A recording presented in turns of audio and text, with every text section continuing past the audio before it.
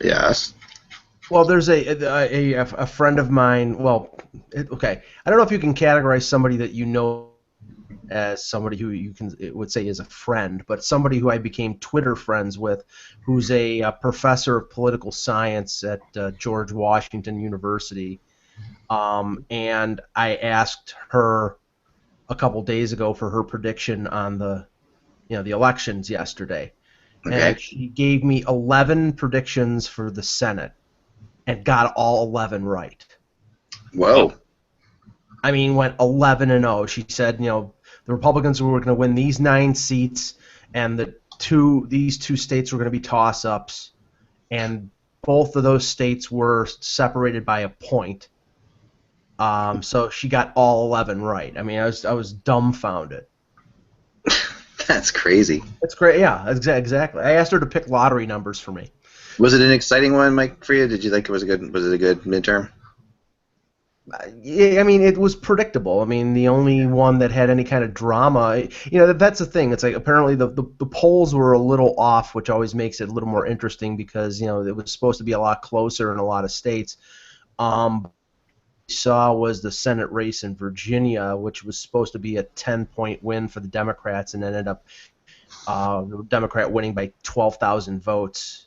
Which with 3 million votes, winning by 12,000, it was less than 1%. So I think it may even be going to a recount. So yeah, it was very interesting. I mean, but by 10 o'clock, it was pretty much it was over with, and I started concentrating more on the Leafs debacle in Arizona. That was a good time. Oh, I mean, it seems to me that polling in the modern world has lost its credibility because people lie to the pollsters because they're so annoyed by, being called at home, and it's also more difficult to get people at home. I think when you were dialing regular Americans at 7 o'clock at night in the old days and getting them in home, you were getting people who weren't inclined to lie to you on the phone. And I think now, because it's all cell phones and it's harder to get people, and it's hard to get a random sampling. I think it's less scientific.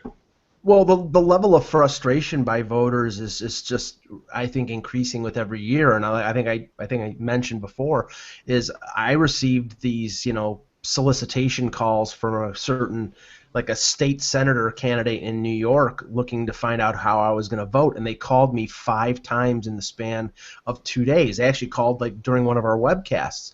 And they called and after telling them I was going to vote for a certain guy 4 times, I said, I'm going to vote for your candidate, but if I get another call, I'm going to vote for the other guy.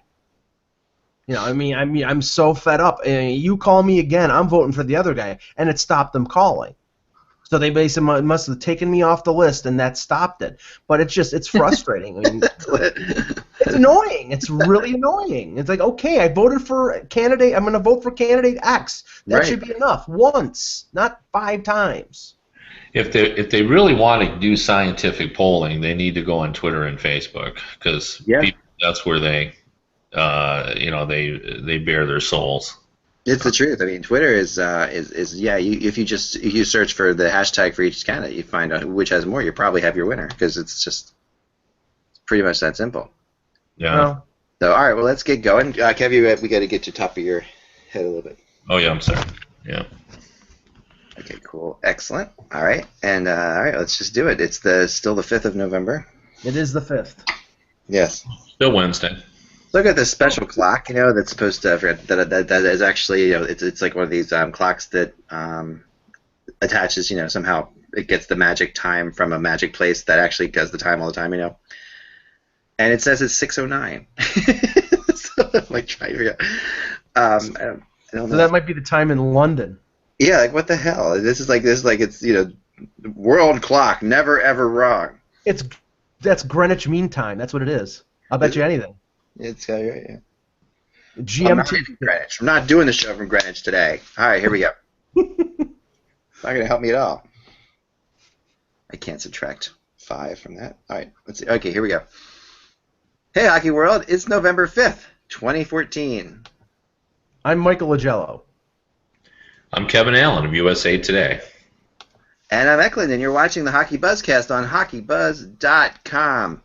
And this is the podcast where Mike, Kevin, and Josh and others get together Monday through Friday and discuss all sorts of goings-on in the world of hockey, try to keep you up to date on the latest and greatest, and anything entertaining that we can find in there as well. And yeah, the right now, one of the things I wanted to start right off the bat is streaky teams. There's an amazing amount of not just teams on winning streaks, but teams just on losing streaks. And then, the Penguins, yesterday, prior to Niederreiter scoring in that Minnesota game, had scored 18 straight goals. I mean, that was an incredible statistic, which was the longest unanswered goal streak since the Phoenix Coyotes in 03-04, which I never would have guessed in a million years had the longest goal streak, the 03-04 powerhouse Coyotes. Well, I think that's when Brian Boucher had his 4 consecutive shutouts. So yeah. But 18 straight goals, and suddenly the Penguins are flying high again, and right where everybody sort of expected them to be. This is what is Malkin on an 11 game point streak now? It's really it's amazing for all the early doom and gloom, Kevin, for the Penguins. They're back right where they should be. Well, absolutely, and I didn't think they were going to fall off. I remember talking about standing alone on my island, thinking the Penguins were still going to be in the Penguins, and it really was just simply all about when you've got Crosby and you've got Malkin and you've got Letang, and you have Kunitz, who traditionally plays well with Crosby. He's a great, and then there you have the long history of playing a certain style in Pittsburgh. I mean, there's a consistency there in scoring, and I find it so curious that, and I ended up writing this, for all those people who, and I was among those that felt you needed to bring someone in who was going to be able to make the Penguins play differently in the postseason. Now, we don't know whether that's going to be the case, but I kind of thought they were going to bring in a guy who was going to more of a defensive game. But, Johnston is really about puck possession, and the hope is, from the Penguins' perspective, that will translate in more control of the puck, because even though the Penguins have been an offensive team, they weren't always in command of the puck. And with this team, I think the hope is you're going to control the puck, and they've changed the way they retrieve the puck. They've changed the way they get the puck out of their zone. They're making it more simplified, one pass and out. They want to just get the puck out of their zone and get it up to their guys and control the puck. So, it's going to be interesting, because certainly there's history of puck possession teams doing well in the postseason. We all know that. And advanced statistics tell us that it's all about puck possession. So maybe this is the way to go with the talent they have. As par for the course, this was true even when I think they won the Cup. They always feels to me like they're one forward short. There's been a lot of scuttlebutt about the Penguins been poking around to see who's available and their willingness. They're pretty rich on defense, as we all know, in terms of younger defensemen. And there's a willingness maybe to move one of those at some point, not now, because they've got cap issues and with trying to get another forward. So I think they realize they're one forward short. And, the subplot here is Fleury. I think all of us thought he was probably in his last roundup with the Penguins, and it would be good for him and the team if he moved on. Now, I don't think people are thinking like that anymore. Yeah, it's definitely he's back. With him, it's still going to be about the playoffs, right? But yeah, I think you're right. And then the ability to play Greiss too. And Greiss has been good for them as well. Tom, he came in last night because I guess Fleury hadn't beaten the Minnesota Wild in his career apparently, and came in last night and beat the Wild. That last night was interesting because you had what some might consider one of the best teams in the West in the Wild, and the Penguins, just took them apart, Mike. That was surgical last night. Yeah, and I know that you said Greiss played last night. The thing with Fleury is, his goals against is under 2 right now, and rumors started to pop up over the weekend that is talking with his agent about a new deal. So it sounds like that they've set their mind to keeping Fleury longer than just the end of the season. But I think the thing right now with Pittsburgh that is the most encouraging is it's not just all Crosby and Malkin. I mean, Hornquist has 7 goals. Kunitz is playing well with Crosby as he normally has, but they're getting secondary offense. Dupuis has come back. He's almost at a point of game pace. They're getting points out of Blake Como and Brandon Sutter and Nick Spaulding. So they're getting some secondary offense, and I think that's the key for this team. You cannot depend in a playoff situation on 2 key players like Crosby and Malkin. They can be shut down by teams being able to play team defense, and if you have secondary scoring, you'll have the ability to advance in the playoffs. Now we'll see. They've teased us before, and they really haven't gone far or gone as far as people expect. But right now they're playing very well. Well, I'm going to argue a little bit. I mean, they always get secondary scoring. I mean, they've been an offensive team for a long time. They've always been able to find the net, and there's always spillover from Malkin and Crosby that carries down the ranks.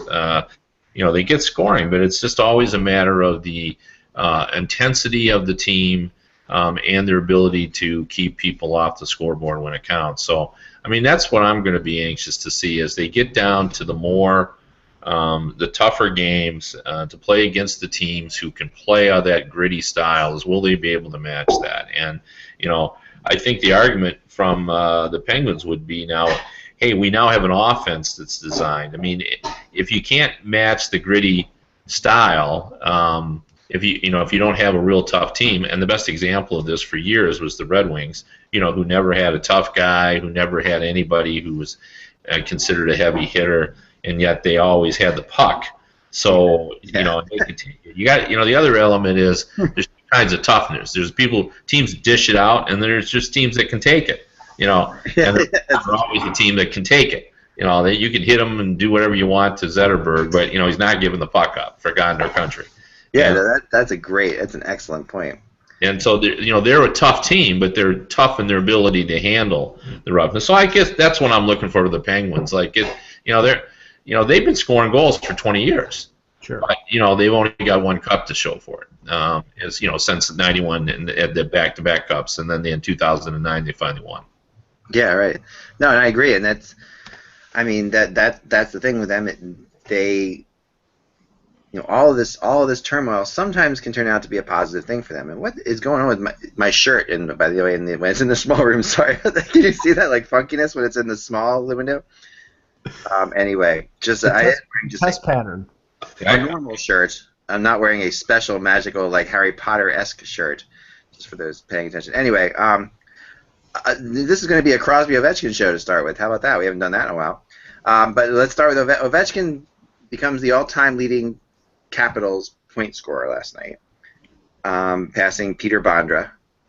That of course is impressive because he did it in about 300 less games than Bondra did it in, which is also impressive. But the real thing that hit me was, and I had no idea about this, among players who started in during or after 2005. Ovechkin is by far the leading goal scorer. He's 140 some goals ahead of anybody else. So he's 140 goals ahead of Crosby, and starting in that same era. But he's the 4th best assist guy since then. Since 2005. So if you look at that, that's a pretty interesting thing. that. So you only have Malkin, Getzlaf, and Crosby ahead of him in assists. And I would never have thought, Mike, of Crosby as an assist guy, as Ovechkin as an assist guy. Yeah, I'm a little surprised at that because I've always associated with him being, sort of a black hole. Once the puck goes to him, it never comes back. But you can't dispute statistics. I mean, what my viewpoint on Ovechkin and the Caps right now is, in spite of the fact that he's scoring at a pretty decent pace right now, this team is still struggling, and it may be just simply, getting used to the new Barry Trotz system, but, they're not playing well right now. They're under 500, and they've given up 37 goals, which isn't exactly, a tight defensive structure. I'm wondering, and we talked about Mike Green yesterday about him possibly being traded later on in the season.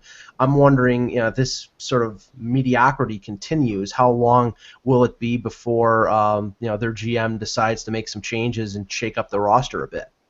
What do you think, Gav? Well, I got several points to make about Ovechkin. With regard to the assists, like, he's certainly not a classic playmaker. I think a lot of those assists have come from him ramming the puck on net and then creating a big rebound. Right. But I in my old age, I've become an apologist for Ovechkin. I think he's starting to get a bum rap. Like, we've started to associate all of the failures of the Capitals on his shoulder. Right. And it's really unfair to a guy who's been a prolific offensive player. Now, could he have done more? Has he been a good leader? Yes to that, and no. He's not been able to lift that team. But I've seen many instances in my career of players who were colored with a broad brush about not being winners, and the best example that I often use, and it always surprises people, is Steve Yzerman. Yeah. Yzerman was blamed for all the failures of the Red Wings in the 1980s. He was supposed to be a one-way player. Now, he actually altered his games, but some players like Ed Belfour was another great example. Oh, he can't win. He can't win the big games, until he did. Until he won the big game, and then all of a sudden he was a great, unbelievable goalie. Well, you know what? He was pretty good before he won. But he just didn't have the right opportunity, and the same is true. The argument I make about Joe Thornton, I will make about Ovechkin. Are you telling me if you put Ovechkin on the LA Kings last year, the Kings wouldn't have won the Cup? Well, it's just a silly notion. He just has not been with the right group. I would not cast him as a guy who's going to be the leader that's going to rally the team. But I find him always to be a very passionate player. Is he a great defensive player? No. But the number of 50-goal seasons he has. Everybody talked about his plus minus, but he's been a plus player for the majority of his seasons. I think surrounded by the right people with the right coach, and I think Barry Trotz is the right coach. I think ultimately they'll be able to win. If they find the guys that to put around them. And with regard to the Capitals team, the one thing that I think is alarming, if you're McClellan, is, and we talked about this the other day, but it bears repeating. I don't remember Trotz ever being this frustrated with the Nashville Predators. Yeah. The fact that he's already come out and exasperated with this team says, maybe he doesn't have the people that can play his style of play. You need a certain group to be able to do that, and I think it's way early though, because I think the East is so forgiving right now. It's so wide open that I wouldn't panic. I think you just got to stay within shouting distance, and you can turn this around if they get on a roll. Yeah, you're right about that, and it is forgiving. But and in terms of Trotz, I think that in Nashville, some could argue he never had the same, never making this kind of money. I mean, and I'm not saying that's a complete factor, but I think that it plays into people, into people's heads. Like suddenly they really brought him in. He's highly touted. So he's going to definitely. He's got to push the envelope a little bit here. He's got to show some improvement, and I was expecting a little more patience, but maybe that patience isn't there. Not from him necessarily, but maybe he's feeling pressure from beyond. I don't know, Mike. What are your thoughts on this? Well, I mean, he's got a lot of weapons. I mean, I think Holtby is a good young goaltender. I still don't know whether Holtby is somebody who can carry a team like far into a playoffs. I think he's still young and he's still a little bit inconsistent. I think they would have benefited from bringing in a veteran goaltender to stabilize things. But their defense is deep. I mean, Carlson and Alsner and Green, and I mean they have a good defense. They added Niskanen and Orpik, and they have a lot of talent up front. Now, I think the frustration for Trotz is the fact that he's got a lot of not I would say strong against. You don't have you have the guys like Kuznetsov and Backstrom and Ovechkin who are skill players. I don't think he's got the players who can play the type of game that Trotz wants to play to get the puck out of the defensive zone and attack offensively, and I think that's the key. If he can get those players to adapt, or if they can make moves to have a team that's more conducive to that, then they have a chance. But right now, he's got a skill team, and he's trying to play a defensive structure, and it's not working. Exactly, and I think that's the best way of putting it. I agree with you completely. Now, the Winnipeg Jets are suddenly a team to deal with. Now Winnipeg has been they started off I think at 2-5-2 maybe. Now they've gone 5-1 in their last 6. And they are, and they're getting great goaltending. I mean, like we talked about, that's the difference, right? And listening to Pavlik talk last night, I forget that I don't get a chance to interview Pavlik, but he's a cocky kid. He's definitely one of those. He's one of those goalies who really believes in his team and believes in himself, which is fantastic. But I like to hear what they're doing, and they really are. I mean, last night they beat a tough team, Kev. Well, for sure, and it's kind of the story that we all know, but we just refuse to on a daily basis get our arms around it, and that is, goaltending wins.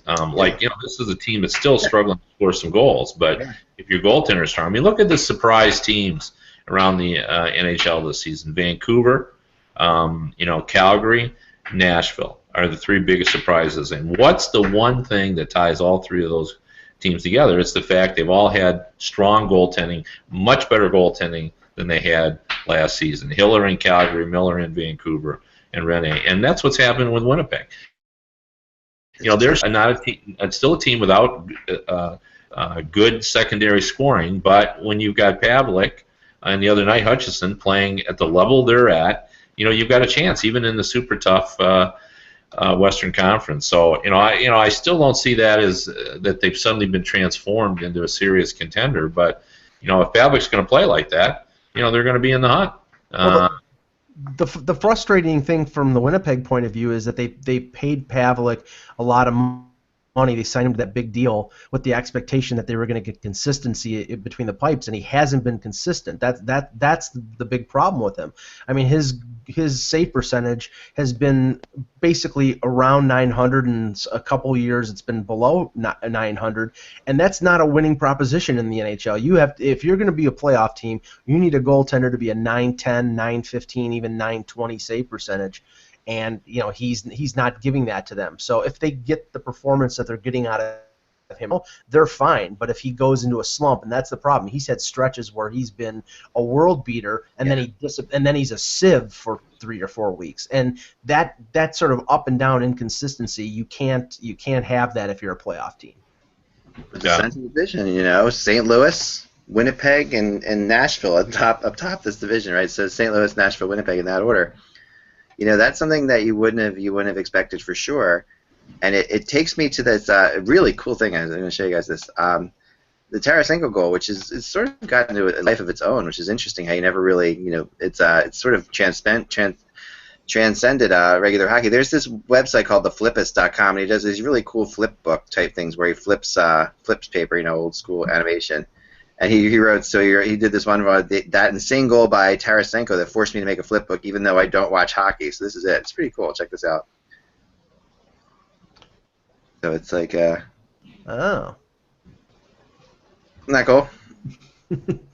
It's just like, I really like that. It's just one of these really, really neat things. It's a wild draw. Yeah, isn't that awesome? I mean, I'll do it again for you guys. So this is just yeah, it's just like really just completely. It's beautiful. Yeah, it's such a beautiful piece of art, I think. That's incredible, actually. Yeah. Yeah, it is. I know. I really like that. So this is this is that Tarasenko goal, and Tarasenko in general now. I mean, are we at the point now where we can say Tarasenko is on his way now, or is he past a certain spot where he's a star at this point, Kevin? Well, I think it's too early to that because you really need that for a season, and he's just off to a great start and playing well. But he's been so dynamic in that Forsberg style goal, and I say that, but it was actually more spectacular because he had to get through sift his way through the defense to get to that point before he made the Forsberg move. So it's pretty remarkable. I think everybody knew he had this ability, but we were just waiting for it. And this goes back to what we talked about at the beginning of the year, as well as guys come over who excel at the KHL. We think they're ready. They're ready for the NHL, but not necessarily. The KHL, as much as they want to believe that the league is on par with the NHL, it's not close, apparently, because top players from that league come over and they still need an acclimation period to get used to what's going on over here and the way we play the game. So I think he's arrived, and I think we now view him. I think when teams prepare to meet the Blues, they prepare to stop him, and I think by the end of the season, we may look at him as a star. But right now, he's just a hot player. Yeah, I mean he's entering his third year in the NHL, Kevin, and it took that acclimation period. I mean it's sort of on par right now. He scored 21 goals last year in 64 games. He impressed some people. Now he's got 8 goals in 12 games. I mean, he's on pace if he stays healthy, and if he continues the way he is right now to score probably 45 goals. That's best case scenario. Even if he scores 30 goals, I think the Blues are very happy. But he served an apprenticeship. I mean, he's 22 years old. He played 6 years in the KHL, so he played ever since he was 16 or 17 years old. So I'm sure that playing against adults for that long has helped him in development. But I had to drop off for a second. I think he was having some computer problems. Let's talk. There was another team that we'll talk about the Leafs because I watched that game last night, and Kevin, I was struck by the fact that everybody saw the third period of the game against Chicago on Saturday. They were outshot 20-7 in the third period. Through the halfway point of the game against the Coyotes, who had come off a 4-game road trip, the Leafs had been outshot 20-5. So you combine the third period of the Chicago game and the first half of the game against Arizona, and they had been outshot 46-12, and they were down 3-0 against Arizona. And Randy Carlyle was beyond frustrated in the post-game press conference because he's like, this team, they just disappear at points. It's strange. Yeah, well, it's interesting. I thought you hit the nail on the head in our last podcast when you were asked, were they as poor as they were at the start of the season or as good as they were when they were performing pretty well lately, and you said somewhere in the middle, and that's exactly this team is going to be inconsistent all season. They're not a contending team. They're just not strong enough defensively, and they aren't able to maintain any level of consistency, which I think you need if you're going to survive in this league. And I don't think the roster is good enough yet. Their younger players are impressive, but they're not close to being ready for their prime. And some of the players that we've talked about, just have not developed like we expected them to. So I think we're going to be dealing with this sort of up and down Leafs team all season long. Yeah, and every time they lose 2 games, they're ready to fire Randy Carlyle. And when they win 3 games in a row, you get columns saying, Randy Carlyle is doing a great job. So it's not their up and down ways is not exactly conducive to a calm situation in Toronto. It feeds itself into the media center that it is, and the controversy that usually comes with it. Well, Leaf Nation is never calm. Even when things are going well, they're not calm. But I'm coming around to the idea, and I don't know if it was you that have converted me, but I'm coming around to the idea that it may not be Carlisle's fault. It may be the players. And we've talked about this before of whether or not you can teach defense, and maybe there are groups that simply you can't teach team defense to, that they're just incapable of playing that style. And the inconsistency that the Leafs have, because they do play it on occasion, leads me to believe that it's the players and not the coach, because I'm sure he's preparing them the same way every game. Yeah, and the players that they added during the offseason, who are mostly Western Conference players, have generally played well. But like last night, Van Riemsdyk gave up the puck on one goal. Jake Gardner threw out the puck right in front of the net on another goal. It's the players who are playing the major minutes, who have been there for a number of years, who are causing the problem. So I mean, we'll see. Like I said, they're going up and down with every game. So we'll see how that pans out. Let's move to another game here, because two teams going in different directions. The Canucks beat Colorado 5-2 last night. Colorado, I mean, I know there were a lot of expectations. I thought they were a playoff team. I'm not sure if you predicted that they were going to make the playoffs. They're struggling right now. Vancouver is succeeding